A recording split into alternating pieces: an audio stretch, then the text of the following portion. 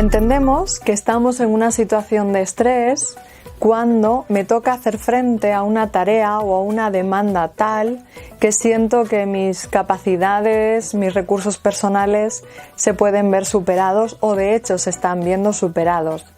En esa situación mi cuerpo emite una respuesta de mayor activación física, psicológica, y ello me prepararía para dar una respuesta motora. ¿Qué hay de negativo entonces? A priori nada, es más. Se trata de una respuesta que puede ser muy interesante y muy adaptativa cuando tengo que hacer frente a situaciones puntuales, como por ejemplo un pico puntual en el trabajo, una semana más ajetreada, una mudanza de casa, por ejemplo, o a una situación de carácter objetivamente estresante, como la enfermedad de un ser querido, su fallecimiento, pero que lleva una duración determinada, acotada en el tiempo. De no ser así, si la respuesta de estrés se mantiene a largo plazo o si la respuesta de estrés está siendo muy intensa, puede conllevar consecuencias negativas entonces, ¿no? Aparte del malestar emocional asociados, puede verse mermada mi capacidad de respuesta, mi capacidad para pensar en soluciones e incluso acabar traduciéndose en trastornos psicofisiológicos. Una de las respuestas en las que más se puede ver el mecanismo de estrés tiene que ver con esa parte cognitiva que os mencionaba antes, con mi discurso interior. De ahí que una de las claves más importantes que os puedo enseñar para manejar la respuesta de estrés tiene que ver con saber identificar bien qué pensamientos aparecen en mi discurso interior. Para ello me parece clave que aprendamos una distinción importante entre lo que puede ser un pensamiento negativo y un pensamiento distorsionado. Un pensamiento negativo no tiene por qué ser necesariamente distorsionado. Un ejemplo, puedo decirme a mí misma que la situación por la que estoy pasando es difícil, que me genera ansiedad y que me está costando afrontarla.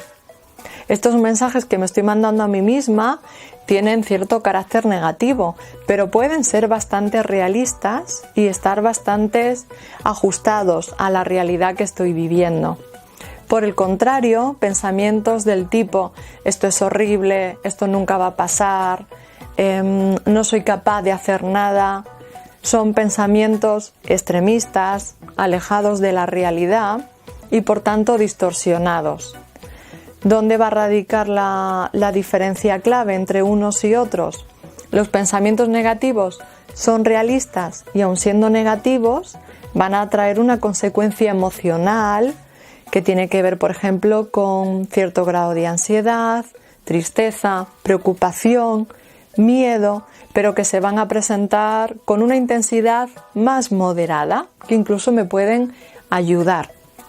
Por el contrario, un pensamiento distorsionado va a tener capacidad para generar en mí una respuesta emocional mucho más intensa, más extrema en algunos casos, y por tanto esa respuesta emocional va a interferir mucho en mi funcionamiento y va a interferir claramente en mi capacidad para hacer frente a la situación complicada que estemos viviendo.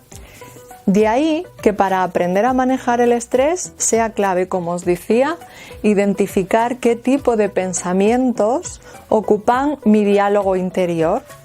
Si identificas alguno de esos pensamientos más extremistas, más distorsionados, sin base real en la realidad, es importante que lo identifique enseguida e intente sustituirlos por pensamientos que, aun siendo negativos, porque están describiendo una situación difícil que vivo, sean más realistas, ¿de acuerdo? Como el ejemplo que os ponía al inicio de este punto.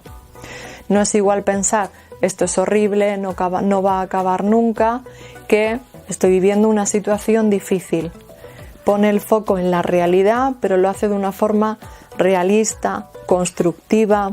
Estoy en parte concretando el problema, haciéndolo más abordable, a la vez que reconozco que es legítimo poder sentirse abrumada, preocupada, con ansiedad o con miedo.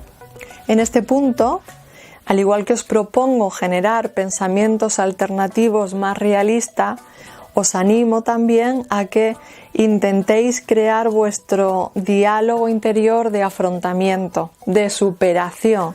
Es decir, no solo un discurso realista sobre lo que estoy viviendo, sino también una especie de mensajes de ánimo que me mando a mí misma para ayudarme a enfrentar mejor la situación. Como por ejemplo, estoy intentando hacerle frente, sé que es complicado, que puedo tener miedo, pero lo estoy haciendo bien. Cuento con la experiencia o con el conocimiento para afrontar esta situación. Puedo apoyarme en mi gente. Ayer pensé que iba a ser un día duro y conseguí sobrellevarlo.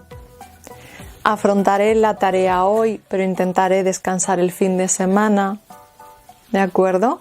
Es un mensaje que no está basado directamente en la realidad, no necesariamente, sino que me propone una meta, un objetivo, un discurso también centrado en lo que yo puedo hacer, lo que está en mí y lo que puede ayudarme. Una segunda clave que puede ayudarnos mucho en cuanto a aprender a manejar el estrés tiene que ver con la de movilizar mi apoyo social, la compañía de seres queridos, de amigos, conversar con ellos, compartir con ellos cómo nos podemos estar sintiendo en un momento de estrés, ayuda muchísimo a mitigar la parte negativa que tiene esa respuesta de estrés. ¿De acuerdo? Habla con ellos, comparte con ellos tus sentimientos. Trata también temas distintos que no tengan que ver con el foco de tu preocupación o de tu estrés. Comparte con ellos actividades agradables. Moviliza en definitiva tu apoyo social, porque en este sentido puede ser una herramienta muy útil, tanto para compartir como para desconectar. La tercera clave que quiero daros para afrontar el estrés tiene que ver con el ejercicio a veces complicado de aceptar mis limitaciones naturales como personas que somos y aprender a delegar o a pedir ayuda.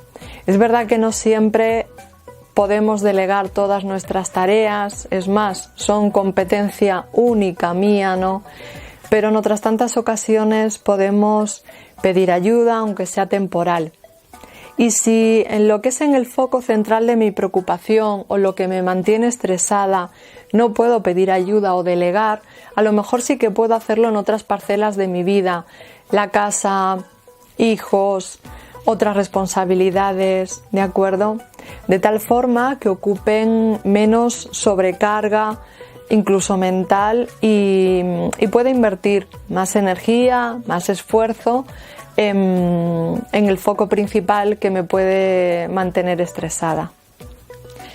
Cuarta clave, da salida a toda esa parte física de la respuesta de estrés, ¿no?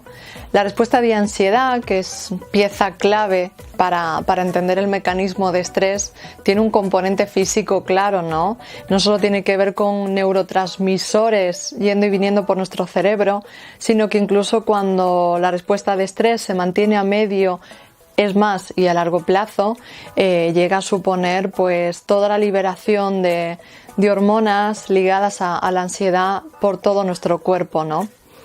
Como os digo, es clave para manejar el estrés poder dar salida a toda esta angustia más puramente física, y la clave para ello es el ejercicio, ¿no?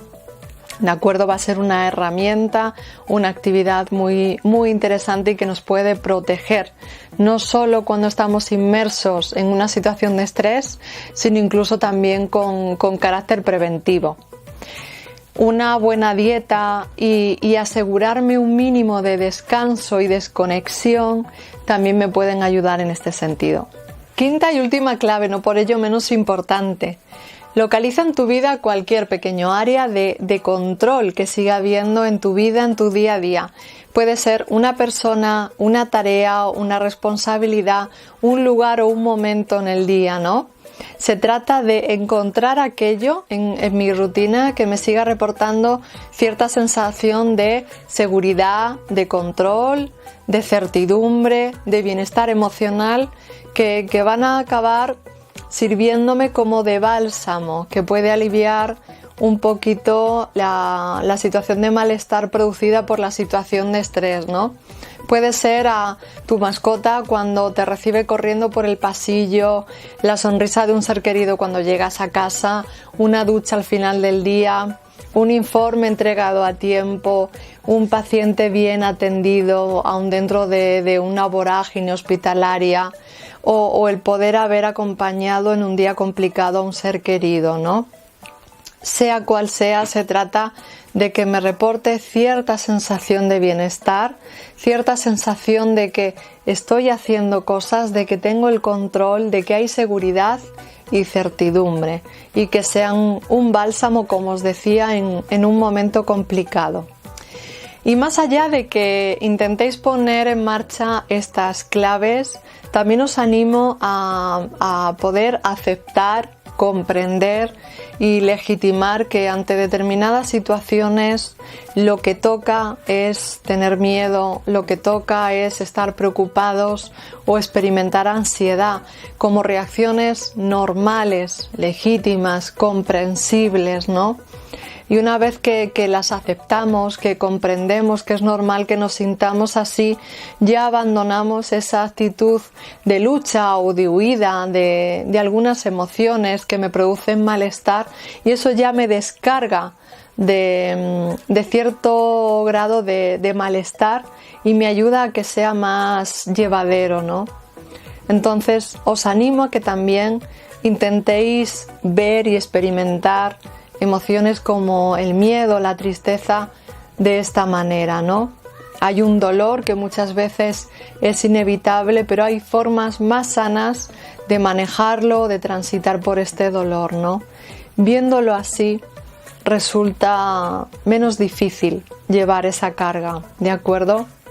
Y ya para acabar, sí comentaros que la respuesta de estrés, este mecanismo, es muy complejo, que cada uno de nosotros podemos experimentar estrés en situaciones distintas e incluso vivirlo de una manera muy distinta. Y si te estás viendo superado, superada por una situación de estrés, es importante que recurras a un profesional para que pueda darte una respuesta más personalizada a tus necesidades.